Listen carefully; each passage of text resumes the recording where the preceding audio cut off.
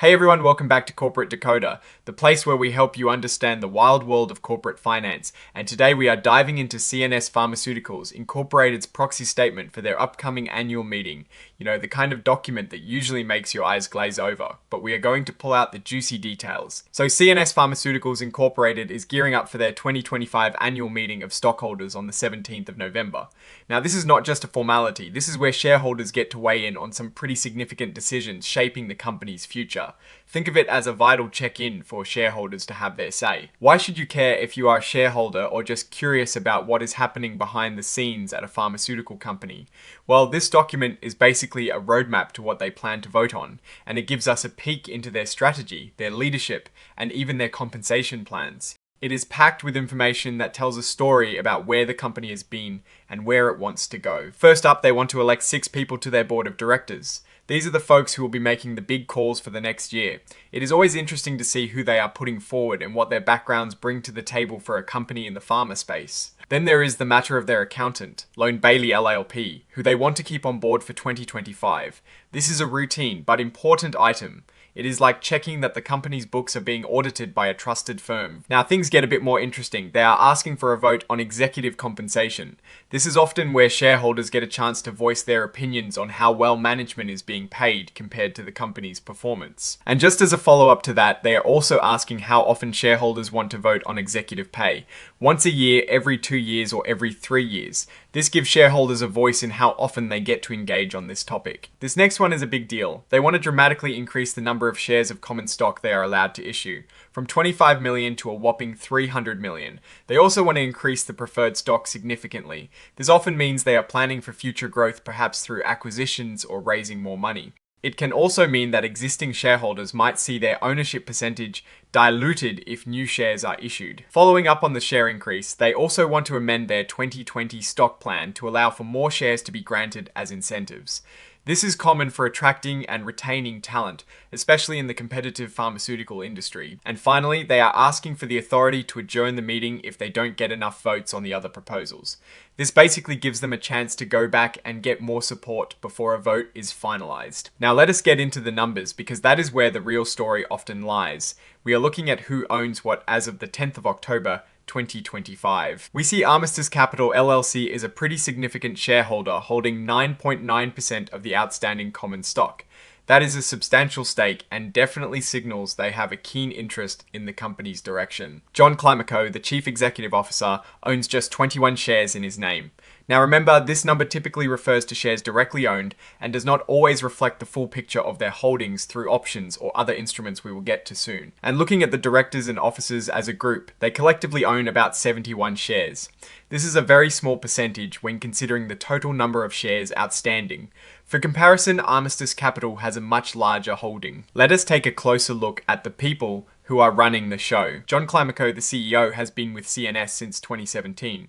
His background is quite varied, spanning leadership roles in healthcare companies, experience with DNA diagnostics, and even serving on the boards of other public companies like Molecular and Biotech Incorporated. This suggests a lot of experience in the biotech and pharmaceutical world, which is crucial for a company in this field. Christopher Downs, the CFO, joined after their initial public offering. His resume includes time in investment banking and various finance roles, including at Infusystem Holdings Incorporated. Having a finance background honed in investment banking can be a strong asset for navigating capital markets. Dr. Sandra Silberman, the Chief Medical Officer, brings a wealth of medical expertise. She has worked advancing compounds through clinical trials with major companies like Bristol-Myers Squibb, AstraZeneca, and Roche. Her background as a hematologist and oncologist is vital for a company focused on pharmaceuticals. Faith Charles is the chair of the board. Her background is in law, specializing in corporate transactions and securities within the life sciences sector, particularly advising biotech and pharmaceutical companies. She also serves on the boards of other biotech firms. Her legal and advisory experience is key for governance and strategic direction. Now for the part that always sparks a lot of conversation, executive compensation. Let us look at the compensation for 2024. The CEO John Climaco's total compensation was over $1.1 million. This includes a salary of $525,000 and then significant amounts for option and non-quitty incentive plan compensation. His salary remains steady at $525,000 from 2023 to 2024. Looking at the non-equity incentive plan compensation for 2024, Mr. Climaco received $285,863. This is a substantial increase from $60,638 in 2023, reflecting strong performance or payouts under incentive programs.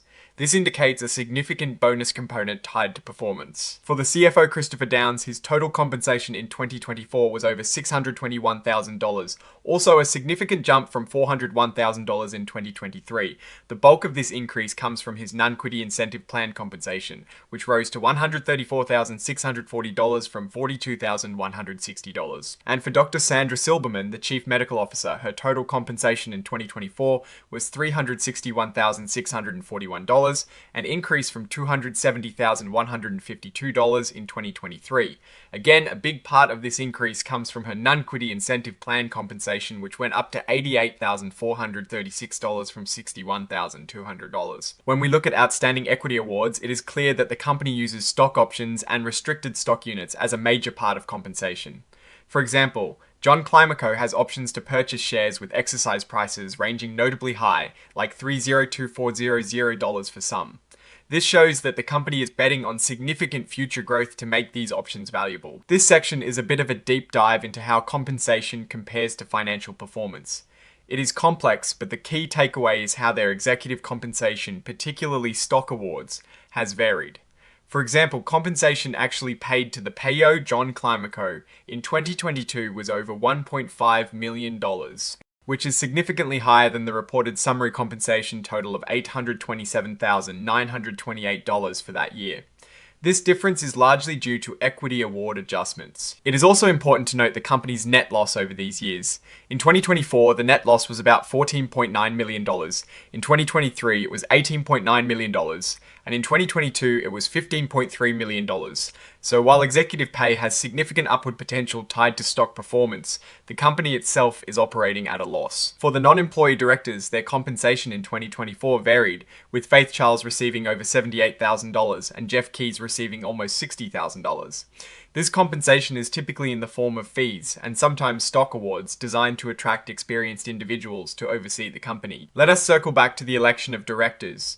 The board is recommending the same 6 people who are currently serving to continue their roles. This suggests a desire for stability and continuity in leadership. They need a plurality of votes to elect these directors, meaning the ones who get the most votes win. There are no broker non-votes counted here, and as expected, the board unanimously recommends you vote for all of them. This proposal is about ratifying Malone Bailey LLP as their independent auditors for 2025. The fees for 2024 were around $130,000 for audit fees and about $167,000 for audit-related fees, summing up to over $308,000 for the year. This looks like a reasonable amount for audit and related services for a company of this size. This is the Say on Pay proposal. It gives shareholders a chance to give their non-binding opinion on the compensation of the named executive officers as detailed earlier. The board is asking for a vote in favor, saying that their compensation strategy is designed to align executive interests with shareholder interests and attract top talent. Here, shareholders get to choose how often they want to have this Say on Pay vote. The board recommends voting for it to happen every year, arguing that this allows for regular shareholder input on compensation. This is that significant share increase we touched on earlier. The company explains this is to return their authorized shares to pre-reverse stock split levels and to provide flexibility for future financing, acquisitions, and employee incentives.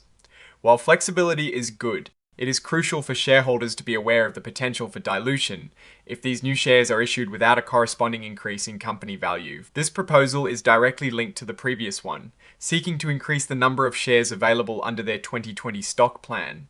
They argue it is critical for attracting and retaining talent in a competitive industry, noting that without enough shares, they would be at a disadvantage compared to competitors. As of the record date, only 62 shares were remaining under the plan, so this increase is clearly needed if they plan to continue using equity as compensation. Finally, Proposal 7 is essentially a safety net. It allows the board to adjourn the meeting if they do not get enough votes to pass the other proposals. This gives them more time to gather support. The Audit Committee report confirms they have reviewed the financial statements with management and the independent auditors, Alone Bailey LLP. This report reassures that the financial reporting processes are being overseen appropriately. They direct you to their 2024 annual report on Form 10K for even more detailed financial information. For any shareholders who want to propose something for the next meeting, they need to get their proposals in by the 22nd of June 2026. Any proposals for this current meeting not included in the proxy materials need to be delivered 120 days prior to the mailing date of the proxy. Okay, so what is the big picture here for CNS Pharmaceuticals Incorporated? On the one hand, they are clearly positioning themselves for future growth with this massive increase in authorized shares and the stock plan. This is good if they have solid plans for those shares like smart acquisitions or successful fundraising. These executives are also being compensated handsomely with significant increases in incentive pay, suggesting their performance targets were met or exceeded. At least in the eyes of the Compensation Committee, however, it is hard to ignore the consistent net losses. While pharmaceutical development is a long and expensive game, running at a loss year after year needs to be balanced with a clear executable strategy for profitability. The large increase in authorized shares, if not managed carefully, could lead to significant dilution for current shareholders if the company cannot generate sufficient value from issuing those new shares. The company is making moves, but the key will be how they deploy those newly available shares and whether their drug development pipeline can eventually turn those losses into profits. Alright, that is our deep dive into CNS Pharmaceuticals Incorporated's proxy statement. What do you think about these proposals and the company's direction, especially with that massive authorized share increase? Let us know your thoughts in the comments below. If you found this breakdown useful, hit that like button and subscribe for more dives into corporate filings. And don't forget to join our Discord community linked in the description for more discussions. Thanks for tuning in to Corporate Decoder. We will see you in the next one.